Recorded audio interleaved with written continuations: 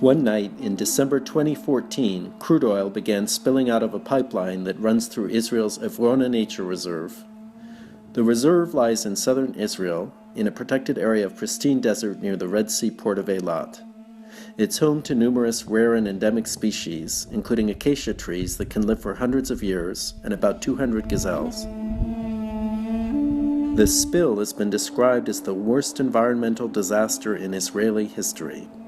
A year later, the first court cases are being brought to determine who is responsible. The disaster has shed light on one of Israel's most secretive companies, the Ashkelon to Eilat Pipeline, which does not publish financial reports or speak to journalists, and has operated for 4 decades under a government decree that keeps its affairs a state secret. This is the spot where just over a year ago, 5,000 cubic meters of oil came out and despoiled an Israeli nature reserve. A year later, Israelis are asking questions about how it happened and still being told that it's a state secret. One reason the pipeline company's affairs may be a state secret, though we don't know, is that it was set up in the 1960s as a joint venture between Israel and its archenemy, Iran. The company was founded as a way for Iran's royalist regime, which was friendly with Israel at the time, to export oil without using the Suez Canal. Israel and Iran broke off relations in 1979 after the Iranian Revolution and have fought over the proceeds from the pipeline through international arbitration in the years since. The Israeli public, meanwhile, are being kept in the dark about how much money the company makes, not to mention all of its other affairs. Adam Teva Vadin, an environmental group, are suing the government over the spill. Their case is opening in an Israeli court later this month. The group say they are not looking to uncover any state secrets, just trying to find out about the 2014 spill and several others they say have happened at the pipeline over the years. And the main thing we're looking to establish in this lawsuit is who's actually responsible for the oil spill. The main problem with this event and the actual 6 events that have happened over the past 8 to 10 years is that we don't have any information. We've been unable to see the actual reasons why these spills have occurred. Was it negligence? Was it an accident? Was it anything beyond that? So to figure out who's responsible, you need information. Separately, tort lawyers are seeking damages for the harm caused to the reserve and to people and property in the area. Benjamin Netanyahu is named in their suit because the Prime Minister was briefly serving as Environment Minister when the oil spill happened. Environmentalists say that it is still too early to calculate the toll the spill took on Arava.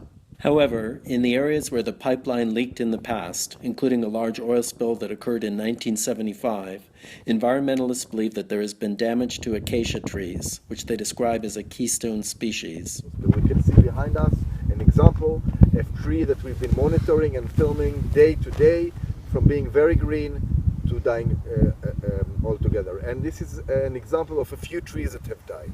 So we are worried that more and more trees will die from the oil. If you scratch the soil or pour water on it in areas where the previous spills happened, you will see that it is darker, showing evidence that a layer of oil has lingered underneath the sand all these years. In response to the environmentalist petition, Moshe Kachlon, Israel's finance minister, convened a committee that is due to relax some of the secrecy around the pipeline company. However, it has not yet announced any official results. We're definitely not interested in finding out state secrets. We're interested in knowing things that are relevant to the public, relevant to public health and environmental matters. If there are specific things relating to state secrets that the state needs to keep secret, that's fine. But you can't keep such a blanket confidentiality on this pipeline. Meanwhile, Israeli politicians and the public are starting to take notice. Tamar Zandberg, an MP with Israel's left-wing Meretz party, is one of several lawmakers who have been raising questions over this bill. Okay, so this has been an issue in the Knesset over the last year. People have been asking questions, but mostly from the narrow environmental angle, and people have been asking less questions about the secrecy, about what does this company is doing, why, and I think the two are connected to each other, so it's very important to raise both questions.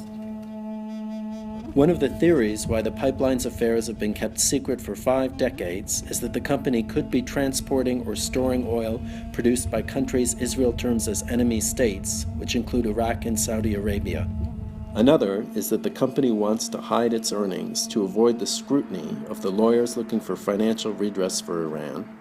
However, the simplest explanation may be that, like any institution anywhere in the world that is allowed to operate in secret for a long time, it does not want to change its ways. In coming weeks and months, Israelis are hoping to finally get some of the answers as the different court cases get underway. John Reed, Financial Times, at the Avrona Nature Reserve.